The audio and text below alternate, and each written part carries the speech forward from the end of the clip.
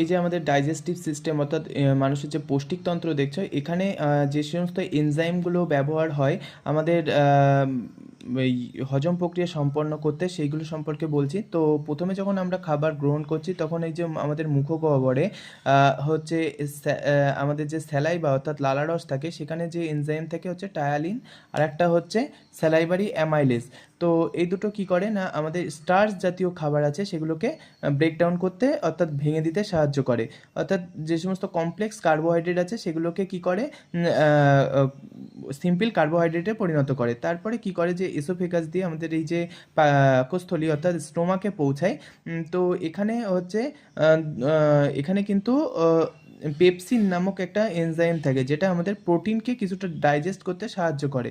তো এখানে কিন্তু HClও থাকে যেটা অ্যাসিডিক কন্ডিশন তৈরি করে।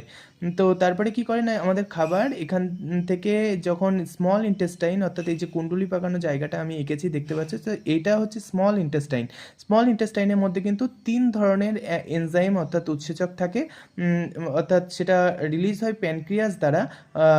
সেই সেই এনজাইমগুলো হচ্ছে প্যানক্রিয়াটিক অ্যামাইলেজ, লাইপেজ আর ট্রিপসিন। তো এই যে অ্যামাইলেজ অর্থাৎ প্যানক্রিয়াটিক অ্যামাইলেজ বললাম এটা কিন্তু কি করে না কার্বোহাইড্রেটকে পুনরায় আবার ব্রেকডাউন করে অর্থাৎ ভেঙে দেয়। আর হচ্ছে লাইপেজ, লাইপেজ যেটা আমাদের ফ্যাটকে ফ্যাটি অ্যাসিড এবং গ্লিসেরলে পরিণত করে। আর হচ্ছে ট্রিপসিন যেটা কি করে না প্রোটিনকে অ্যামাইনো অ্যাসিডে পরিণত করে, প্রোটিনকে ভেঙে অ্যামাইনো অ্যাসিডে পরিণত করে। তো এই ছিল আমাদের এই যে হজম প্রক্রিয়া সম্পন্ন হতে কি কি এনজাইম লাগে এইগুলো।